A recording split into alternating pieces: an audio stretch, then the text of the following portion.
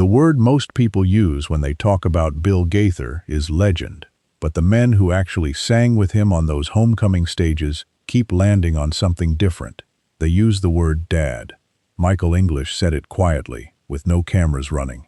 Guy Penrod said it without hesitation the moment a private conversation turned personal. And when Lowry finally put it into words, he went still in a way that told you more than any sentence could. But to understand what that word genuinely meant to these five men, you have to go back to the early 1990s, and what you find there changes everything about how we see Bill Gaither. Before we go any further, if the untold stories behind gospel music's greatest voices are why you come here, go ahead and subscribe right now.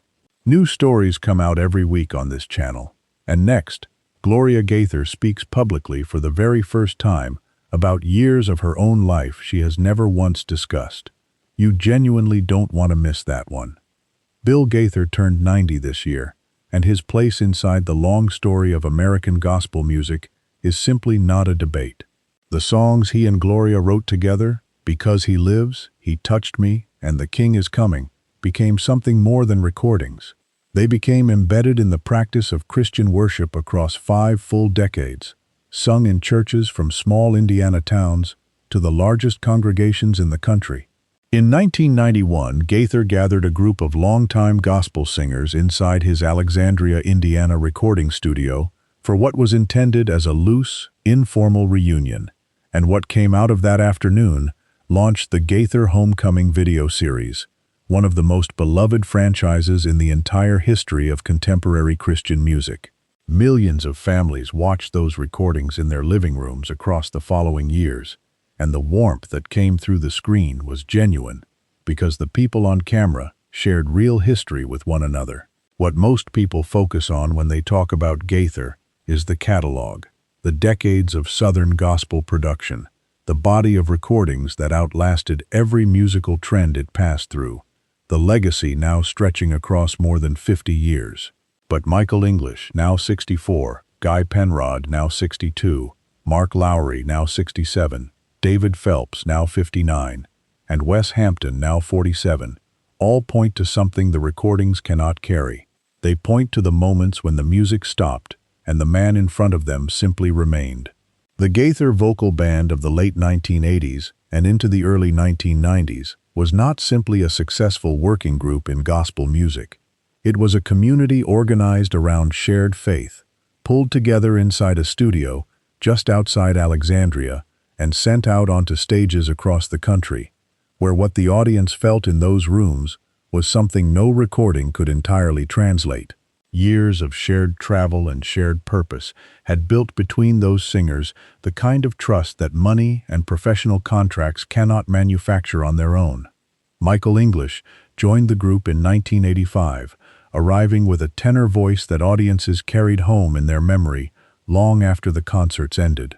Gaither recognized in English not only the instrument but the person carrying it, someone who needed a specific kind of belief directed at him before what lived inside could fully come forward. By 1992, English had collected both a Grammy Award and multiple Dove Awards, standing as the most celebrated new voice in Christian music, and the industry responded accordingly, with record labels pursuing him and radio stations playing his recordings throughout the week. Then 1994 arrived and everything came down at once. The public scandal spread quickly through the close-knit world of Southern gospel and contemporary Christian music, and the response from that world was both swift and cold. Contracts vanished overnight.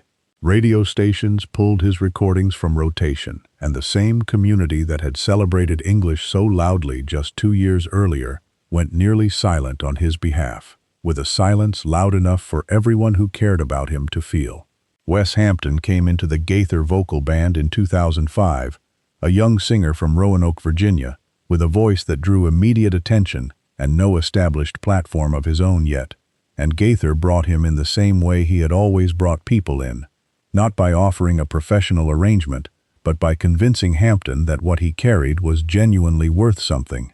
Guy Penrod, who had joined the group in 1994 and spent over a decade inside the Homecoming family, had watched Gaither work this way for years, and those years quietly formed Penrod's understanding of what loyalty actually demands when it has to cost something.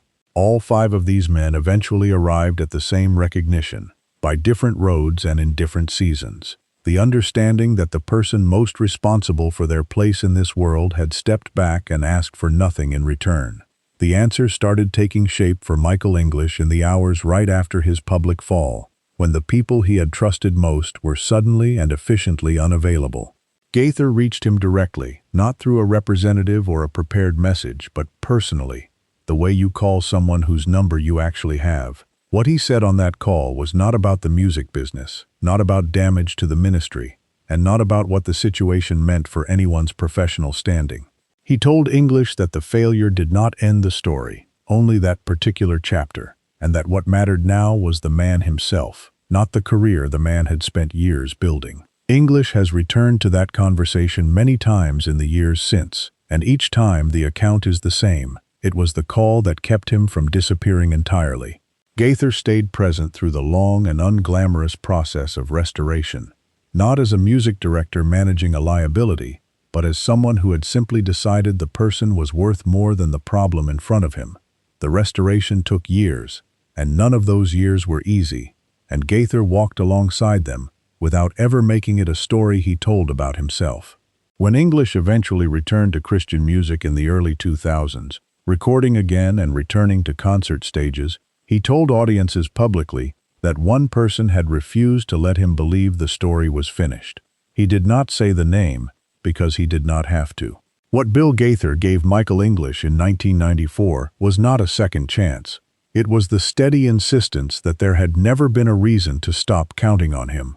For Guy Penrod, the defining moment came not during a public crisis, but inside a private one. A difficult season in his family life that Penrod has described only in broad terms, protecting his children from the specifics even now. He has said that Gaither called him the morning after one of the hardest nights he had ever lived through, before anyone outside that immediate family knew anything had happened at all. That call stretched well past an hour and covered nothing related to the group schedule, nothing about the upcoming recording sessions, nothing about the homecoming calendar. It covered what Penrod needed in order to actually be okay, and nothing else. Mark Lowry, whose relationship with Gaither stretched across more than 3 decades and included the kind of creative friction that produces the best possible work, and who wrote the words to "Mary, Did You Know?" while moving inside Gaither's orbit, said it more directly than any of the others. When he showed up at Gaither's door in a season when he was not certain he would be welcome, the door opened before he finished knocking. David Phelps, working through his 2005 decision to step away from the vocal band and pursue a solo path in Christian music, received from Gaither not an argument to stay, but a genuine blessing, offered directly and without conditions, and the generosity of that moment shaped how Phelps came to understand what real leadership in gospel music actually looks like. The image you keep returning to, after sitting with all 5 of these accounts, is the same one from the beginning of this story. 5 men, different ages, different voices, all reaching for the same word. Every one of them passed over mentor and leader and landed in exactly the same place. The word was dad. What that word points to is something the gospel music world has always tried to express in song, but rarely manages to demonstrate inside the machinery of its own industry. The belief that a person's worth does not depend on their performance, that failure does not close a relationship, and that showing up when it costs you something is precisely when showing up matters most. That belief operates as its own form of faith, extended from one person to another, without a guarantee of anything in return. Gaither built the Homecoming series into something that reached millions of families across several decades of American Christian music history. And he built it by understanding that the voices on those stages were not assets to be managed, but people to be genuinely loved. His reach across Southern gospel and contemporary Christian music now stretches back 50 years, and the full weight of that influence touches far more lives than most of his audience will ever hear about by name. What these 5 men represent together is something the catalog cannot carry. The private faithfulness, the unremarkable phone call on an ordinary morning, the presence offered when it was inconvenient and costly, and, by any professional measure, completely unnecessary. Gaither has said, more than once, that the music is not the point. The music is what happens when people who love each other gather around a shared faith in something larger than themselves. Listening to the men who called him Dad, you understand that he meant every word of it, and that the music was never really about the music at all. Thank you for sitting with this story today. It deserves to be told, and we are honored to tell it. If you're not yet subscribed to this channel, now is a good moment to change that. And next, Gloria Gaither speaks for the very first time about years of her own life she has never discussed publicly, and what she needs her family's story to mean. You will want to be there for it.